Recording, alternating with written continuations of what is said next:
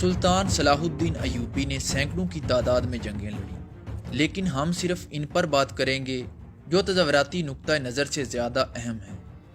بیت المقدس شریف فتح کرنے سے قبل سلطان صلاح الدین ایوبی کی جنگی حکمت عملی یہ تھی کہ اس کے آس پاس کے تمام علاقوں اور قلعوں کو فتح کر لیا جائے اور وہ سپلائی لائن توڑ دی جائے جو عیسائیوں کو بیت المقدس شریف کے اندر کمک پہنچا رہی تھی۔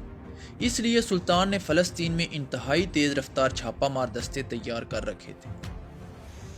جہاں صلیبی کوئی نیا قلعہ تعمیر کرتے، وہ دستے اس پر حملہ کر کے اس کی سپلائی لائن کاٹ دیتے۔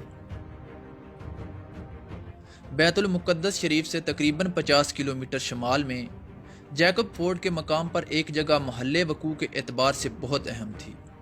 وہاں سے وہ رستہ نکلتا تھا جو بیت المقدس شریف کا دفاع کرتا اور وہاں سے دمشق کی طرف پیش قدمی کرنے میں بھی آسانی رہتی تھی۔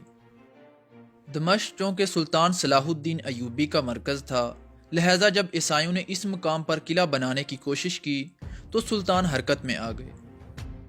اس وقت اس قلعے میں تقریباً 1500 نائٹس، فری میسنز اور انجینئر اس قلعے کی تعمیر میں مصروف تھے۔ جب سلطان نے قلعے کی طرف پیش قدمی شروع کی تو دوسرے علاقوں سے عیسائیوں نے بھی اس قلعے کی حفاظت کے لیے پیش قدمی شروع کر دی۔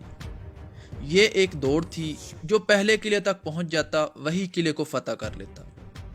کیونکہ قلعہ ابھی مکمل نہیں ہوا تھا، سلطان صلاح الدین ایوبی بجلی کی سی تیزی سے سفر کرتے ہوئے صلیبی فوج سے پہلے وہاں جا پہنچے اور صرف 6 دن کی جھڑپوں کے بعد پورے قلعے کو فتح کر لیا۔ سلطان کے حکم پر تمام نائٹس کو قتل کر دیا گیا اور ان کی لاشوں کو ایک کنویں میں پھینک دیا گیا۔ اس فتح کے بعد مسلمانوں کے لیے شمال کی جانب سے بیت المقدس شریف کی طرف پیش قدمی کا رستہ کھل چکا تھا، لیکن صلیبی فوجوں کو سمندر کے راستے مستقل امداد اور کمک پہنچ رہی تھی۔ 1180 عیسوی میں سلطان صلاح الدین ایوبی نے خود اپنا بحری بیڑا تیار کیا اور بیروت کے قلعے پر حملہ آور ہوئے۔ تب پہلی بار صلیبیوں کو احساس ہوا کہ اب انہیں سمندر میں بھی سلطان کے خلاف جنگ لڑنا پڑے گی۔ ابھی بھی صلیبیوں کو حتمی شکست نہیں ہوئی تھی۔ سلطان صلاح الدین ایوبی یہ چاہتے تھے کہ صلیبیوں کو کھلے میدان میں دعوت دی جائے اور وہاں ان کو شکست دینے کے بعد بیت المقدس شریف کی طرف پیش قدمی کی جائے۔ سلطان صلاح الدین ایوبی کی یہ خواہش بھی جلدی پوری ہو گئی اور صلیبیوں کا ایک بہت بڑا لشکر سلطان کے مقابلے کے لیے باہر نکلا۔ یہ جنگ تاریخ میں ایک فیصلہ کن جنگ تصور کی جاتی ہے۔ یہ وہ سب سے بڑی جنگ تھی جو سلطان نے فلسطین کے علاقے میں لڑی۔ اس جنگ کے نتائج نے تاریخ کا دھارا بدل کر رکھ دیا۔ 1186 عیسوی میں لڑی جانے والی اس جنگ کو تاریخ میں جنگ حطین کے نام سے یاد کیا جاتا ہے۔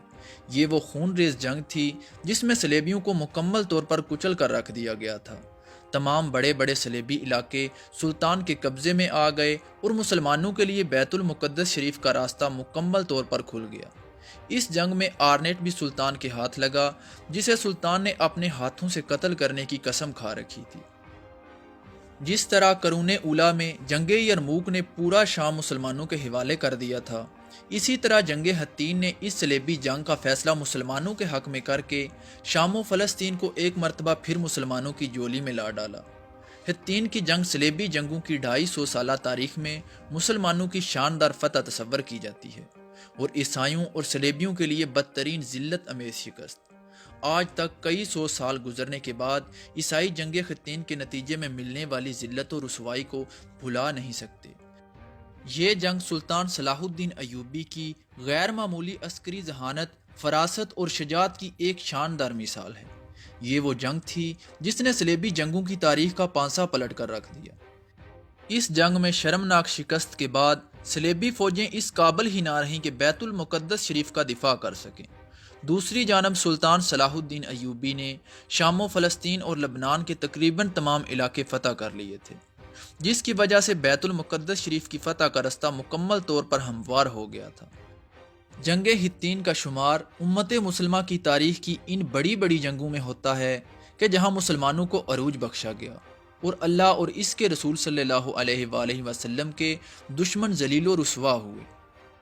1186 عیسوی میں جب کاؤنٹ آرنیٹ نے مسلمانوں کے ایک قافلے کو لوٹا تو اس وقت مسلمانوں اور صلیبیوں کے درمیان امن کا معاہدہ طے پا چکا تھا۔